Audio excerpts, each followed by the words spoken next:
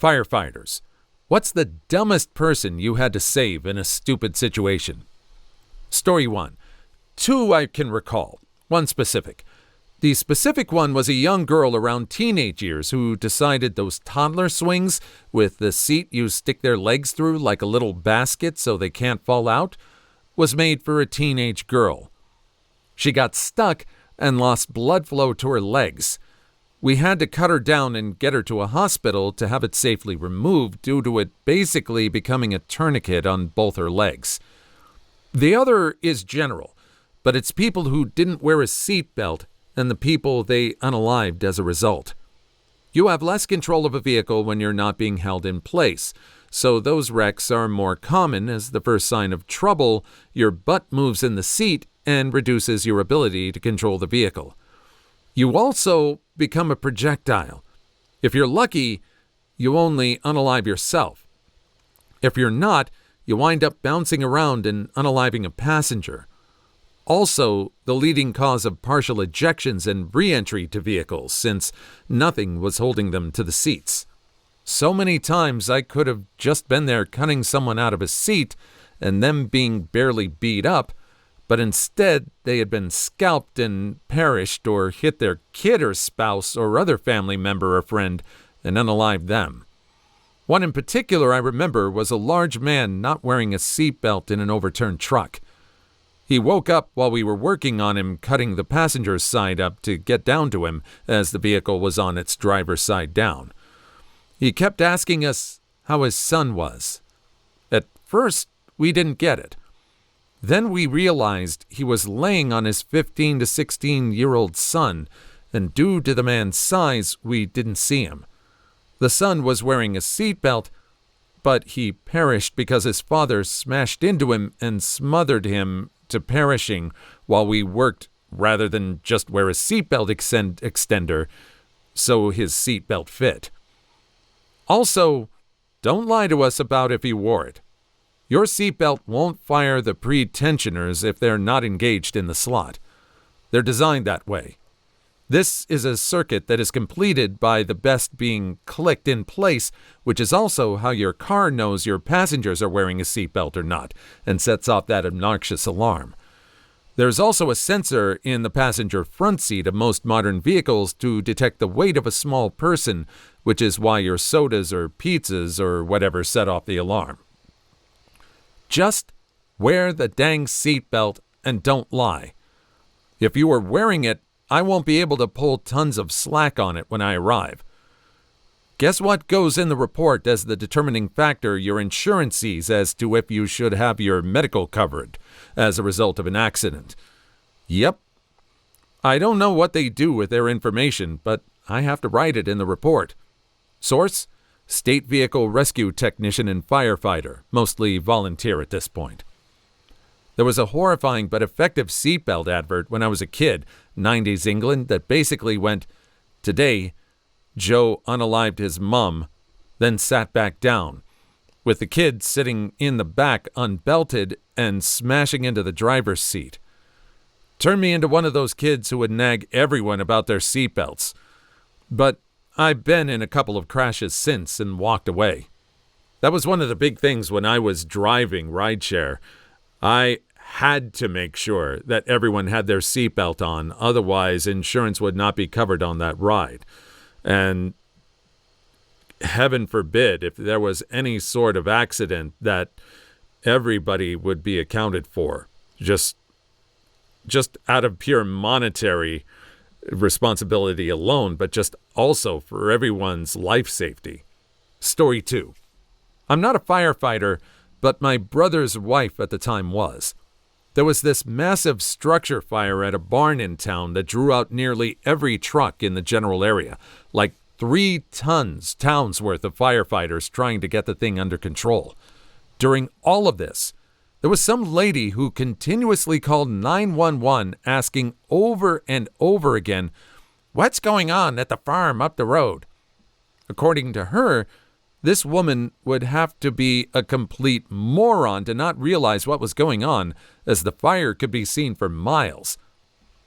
Fast forward later into the night, and one of the ambulances on scene suddenly leaves. Obviously not normal for this sort of situation, but there isn't much time to question it. Fast forward still, as things are finally starting to calm down and are under control, one of the volunteers on the original ambulance comes over in his car and shuffles sheepishly over to her and the chief of their department. He tells them that there's a woman a little ways down the road who called the ambulance, hence why they left, and requires a lift assist, but absolutely refuses to let the EMTs do it. No, it has to be a firefighter. My brother's wife, seeing that the other departments have things under control, goes with the man to see what's up. Apparently, it was the same woman who had called 911 over and over again, and when they arrived, she was lying on the floor absolutely wailing. EMTs say they can't find anything wrong from what they've been able to do, but with a requested firefighter, they are finally able to get this woman up. They start asking her what happened, hoping she might be more willing to share with my brother's wife there, and she says, "I was just feeling a little ignored. I figured this would get your attention." Grown woman just laid herself on the floor, called for help, insisted on a firefighter when there was no need, all because the barn fire was getting way more attention than she was, and the 911 operators wouldn't give her gossip about what was going on. I know she got in major trouble for abusing 911, but from what I hear from the people on both fire and ambulance, she has made a habit of calling for help whenever she feels she's not getting enough attention. She sounds like the type of woman who would fake a seizure in public. Actually, no. She sounds like the type of woman who would fake a seizure in public because someone else was in the process of actually seizing and she was jealous of the attention. This reminds me of that South Park episode where Cartman attends a birthday party, and whenever the birthday person gets a present, he gets a present as well, because everyone's afraid of what he's going to do if he doesn't get what he wants. This is really dangerous. I wonder what kind of action was taken with this woman, if any. How do you solve a problem like that? What do you think? Story 3. Years ago, we had this call straight out of Caddyshack. Some guy had gotten tired of this gopher ruining his yard. Little did he know, though, he was facing the Sun Tzu of gophers. The homeowner, dwelling upon his experience from Vietnam, decided that the best way to deal with the gopher was to treat the situation like a VC tunnel. In lieu of a frag grenade, he poured a 5-gallon can of gasoline down the gopher hole, waited with a varmint gun, and lit it off. The ensuing explosion caused a small crater to form in his yard. I'm still thoroughly impressed that there was a proper fuel-to-air ratio in the network of tunnels that allowed for such an explosion to happen. However, the gopher refused to surrender without a fight. The gopher ran out of the hole engulfed in flames, causing the guy's yard to catch on fire. The gopher sprinted into the guy's shed, still on fire, and burrowed into a void space in the wall where he perished. Like the martyr perk from Modern Warfare, his still flaming remains set the inside of the wall on fire, as well as several flammables.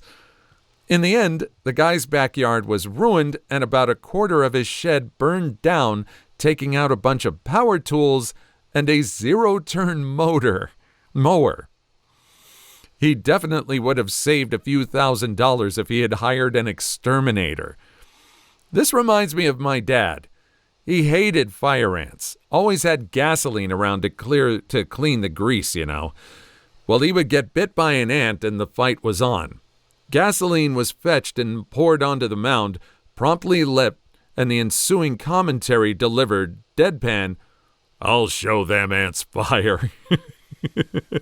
The gopher one is like if they did an actual epic sequel to Caddyshack, and the gopher just decided his contract was up and decided he went out in a literal blaze of glory. And man, just taking out everything. This guy was just really forced by this gopher to face the consequences of his actions. Wow. Story 4. Obligatory, not a firefighter, but recently in San Diego, a group of suburban moms decided to take their infants up the local hiking spot called Cowles Mountain. It's not a particularly grueling hike, as many children and elderly parents can do it. However, there is a heat stroke warning posted at the trailhead. Not to mention, it can get pretty hot, as this last week was no exception, with temperatures exceeding 90 degrees. Well, these idiots took their infants up in this heat. The trail is pretty exposed, and due to its easy accessibility and Instagram worthiness, lots of inexperienced hikers flock to it, many times with little to no water because they underestimated how hot and difficult it could be. Needless to say, the fire departments and EMS and chopper were all called, as these moms had taken their babies up and were too tired and exhausted to come down. They had to go up and give water, check their conditions, and some even carried their babies down. I know fires are a lot harder, but I bet they were cursing out these moms in their heads as they had to hike up the mountain in pretty much full gear. The moms came strolling down laughing and flipping off the cameras as they were angry people were going to see their stupidity. This happened all because they wanted to take a group photo with their infants on a mountain on a hot day. I was on a backpacking trip through some national parks a couple years ago, and we were repeatedly shocked by how little water most people were carrying. Like, you're in the middle of the freaking desert, and we'd see people with no pack just holding a 20-ounce bottle of water. Meanwhile, I've got a 3-liter in my pack and an extra 750-milliliter bottle just in case. Story 5. I was a volunteer firefighter many years back. One summer, after a long period of no rain, 2 good old boys decided to have a few dozen beers and take their Jeep into a nearby field to go off-roading. Well, 2-feet-tall corn stacks that are bone dry wind up getting jammed up into the undercarriage, which on a 90-degree day turns out to be hot enough to ignite a fire. The owner of the field sees the situation unfolding from their house and calls for fire and police. Given the proximity to my location, I go directly to the scene after hearing the page go out and see these 2 buttholes trying to drive the Jeep faster and faster to put the fire out. Eventually, the engines give out, but they won't leave the car. I physically had to reach in, burning my arms in the process since I didn't respond to the station first to get my turnout gear and pull them out. Somehow, they decided that remaining in the car would slow down the flames. And because they thought it was a good idea to continue driving a burning vehicle around a dry field, we now have a significant brush fire and have to call mutual aid from another county to help douse the fire. State police got involved. I have a nice trip to the hospital, and buttholes lose their Jeep and the remainder of their booze. Story 6. I once had a firefighter tell me he almost died in a house fire while going back into the house to look for the owner. A neighbor was concerned about why the firefighter was still in the residence, so he asked another firefighter. This is about how the exchange went. Neighbor: Why is the fireman still in the house? Firefighter: He's looking for the owner of the home. Neighbor: He's right over there with a video camera. Turns out the owner did not think it was important to alert the fire department he was out of the house. Instead, he was just taking video of the whole event. The fire started because the owner had tried to smother his barbecue cooker flame with leftover wood from the siding that had been installed on his home. The owner didn't realize it would burn. Burned his whole house down. Holy hell, people are stupid. Does this guy think firemen have psychic training as well? And what is he expecting from the outcome of this if he didn't realize that this stuff would burn? Do you think he's probably expecting the fireman to rebuild his house as well? I think the conversation with the insurance company is going to be a very sobering experience for him, even if he doesn't drink. Story 7. Obligatory, not a fireman, but they were most definitely involved. I used to work in an NYC public grammar school over the summers to pay for college back in the 90s. One of the full-time employees was a nice guy, but stupid. And I don't mean he was slow or anything. He just did dumb stuff because he was careless. One time, he loaded up a trailer with like 25 gallons of gas and was driving it back through the main school parking lot. He didn't realize that container cracked open and spilled all 25 gallons in the parking lot. He didn't want to get in trouble, so he thought the best way to get rid of the evidence was to set the gas on fire.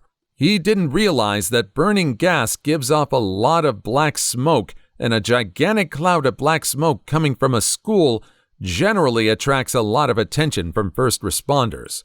Panicking, he tries to put the flaming lake of gas out by driving over it with his car. The fire department gets there screaming at him to stop driving his car through flaming gasoline. They got the fire out and just screamed at this guy for like 25 minutes. It was the funniest thing I've ever seen.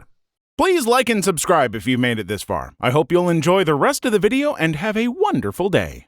Story 8.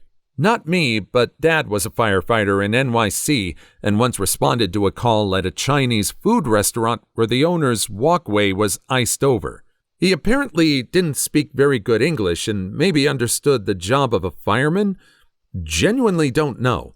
They salted down his front walkway for him and explained that this was 100% not their job. They all had a good laugh and the guy gave them all free egg rolls. People always used to ask him questions about crazy calls and he never enjoyed talking about that, so he would always tell that story. Happened in '99 and still makes me laugh to this day 20 years later. Edit to add, if you ever plan on commenting something along the lines of 20 years ago, ZOMG, I'm old. Curse you for reminding me. I assure you, roughly 40 other people have already beaten you to the punch. I get it. 99 doesn't feel that long ago. Let's all move on. It's interesting that that's what so many people took away from this story. Story 9. I'm not a firefighter, but I used to do a lot of disaster response work. Hurricane Floyd, Eastern NC. I had a farmer with a large family that refused to evacuate the house. Stubborn mongrel. River had broken loose, floodwaters were coming up fast, and the police had given up on changing his mind. I drove my truck right up into his yard, rolled down the window, and asked him to dress his kids in something orange or bright yellow. He asked me why, and I said, so body recovery will be able to distinguish them from all the unalive pigs floating around. He told me to take off, but 5 minutes later, he had the whole family in the vehicle and they got the heck out. The local news station was just reminiscing on how much Floyd had messed up Eastern Carolina. Glad those guys didn't end up as statistics. Story 10. We needed to close the main connection through a forest over the winter because the trees were falling faster on the road than we could remove them due to way too much snow falling.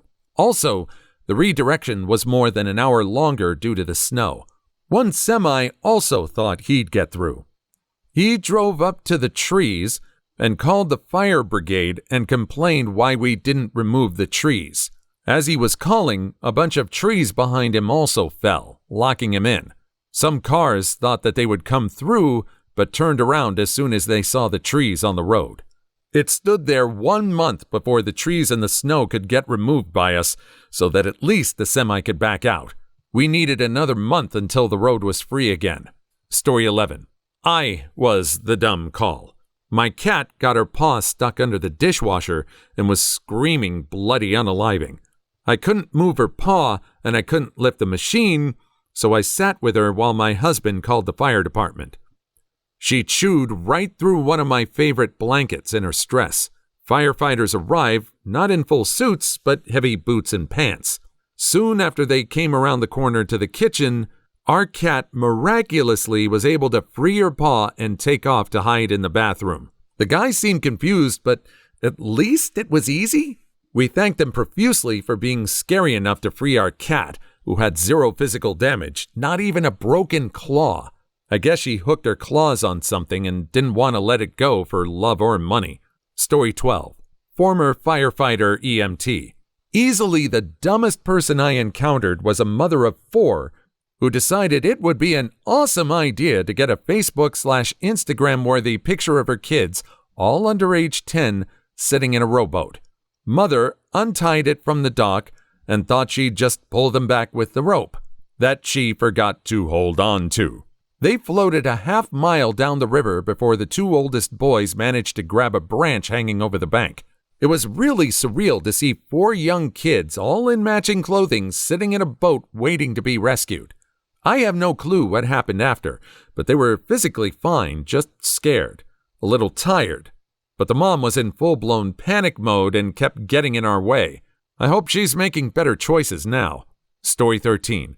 Fire department and the paramedics had to come to my work one day because some kid didn't know the difference between a swimming pool and a splash pad. There's this artificial waterfall that goes down into a basin that's only about 2 inches deep where there's fountains and stuff for kids to play in.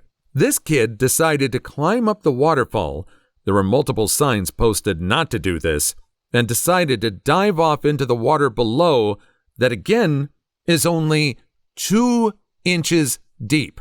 Luckily, the kid landed flat on his face, so he survived and avoided being paralyzed, but he was knocked out cold immediately and would have probably drowned, but luckily his mother heard the splat and came running over screaming and pulled him out. And for my next trip, I shall dive from this roof onto this damp sponge. Story 14. I remember asking a firefighter about this one, and he said this guy who was smashing a woman. Her husband came home, so he jumped out the second-story window, buck naked, and impaled himself through the upper leg on a fence paling. It was one of those fleur-de-lis ones, so it fricked up his leg pretty badly. They had to cut the paling out of the fence and load him into an ambulance. I honestly thought this story would end with someone getting their danglers stuck in something, but that's worse. That's much worse. Story 15. Dummy tried to cross a raging river in 0-degree weather about a 300-foot span on a snowmobile. He lived, but didn't make the crossing, and the machine was recovered days later. In Maine, you're required to get your snowmobile out if you sink it in a lake. They don't want those things leaking and polluting, so every year you hear about some guy having to hire a diver and such. Story 16. Firefighter/paramedic in suburb of Phoenix had to transport a guy to the ER because he was constipated. His wife tried to dig it out with a wooden spoon. Spoon got stuck, and it hurt to move it. Walked in, and there's a 250-pound man, butt naked, lying on his side with a huge wooden spoon stuck halfway up his butt.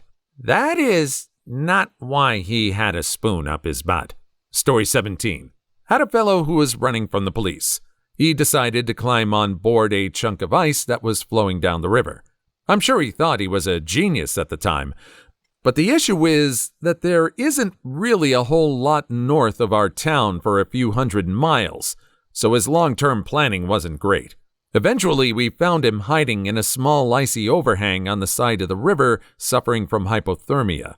After a brief stay in hospital, he ended up being arrested. Story 18. Dude picked up a metal ring from a hardware store in lieu of paying for an actual peen ring. It got stuck. He went to the hospital. The hospital called the fire department because a Dremel tool turned out to be the right tool for the job. You guys sure Dremel near the bait and tackle a lot. I use mine for small wood projects. Story 19.